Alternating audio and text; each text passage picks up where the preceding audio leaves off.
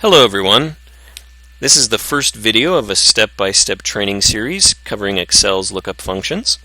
In this video, we are going to learn how to name ranges in Excel and how to use the name manager to keep things organized.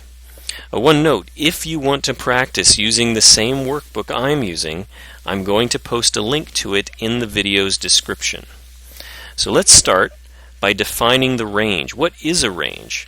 Well, a range is simply a group of cells that you've selected. So we're going to go ahead and click here, and you can see that it's B7 through C10 is the range. And you can see that this is how Excel defines it. But the way Excel labels ranges is not very memorable, and it's not really easy to work with, especially if you're using a lot of different ranges. So what we're going to do is we're going to go ahead and select it. And then we're going to click here in the name box. It's on the upper left. Click inside the name box, and we're just going to name it something that's easy to remember, like vehicles. And hit enter, and we've now named our first range. That's all there is to it. The second way is we're going to create from selection, and this is really good if you have a lot of different things that you want to name. And so for this one, it starts out the same way, where you select your range. I've now clicked on the cells with my mouse and gone ahead and selected the range. And then I'm going to go ahead and look in my Toolbars tab, and you can see the Formulas tab. That's the one we're going to find.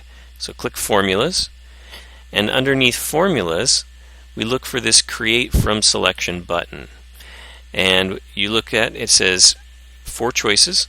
Top row, left column, bottom row, and right column. And what we want to do is we want to name everything in our range that's on the right. We want to have it named the one that's in the left column. So we're going to just leave the left column clicked and click OK. And what that's done is that's named everything here under revenue.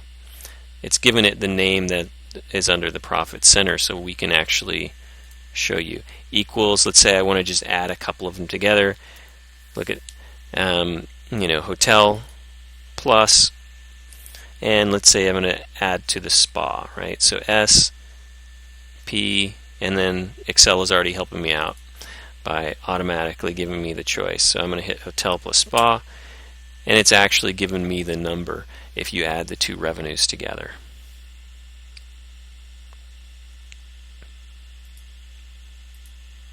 As you can see. And that is create from selection.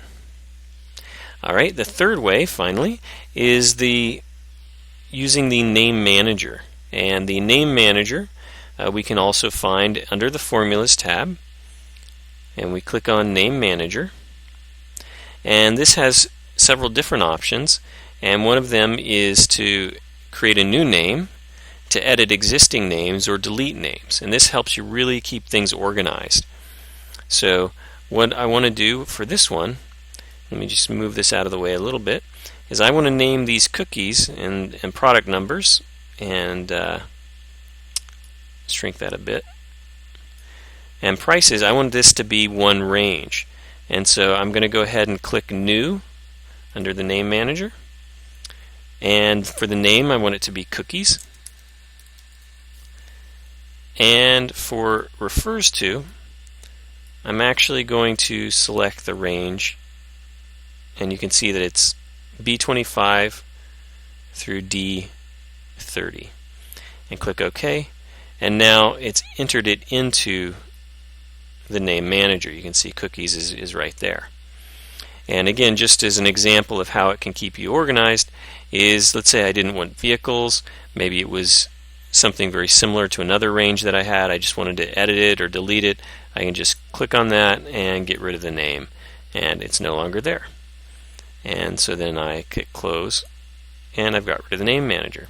And a very fast way to select the name manager, rather than clicking on Formulas and then finding it, is to simply hit Control F3 on your keyboard, and the name manager will automatically pop up.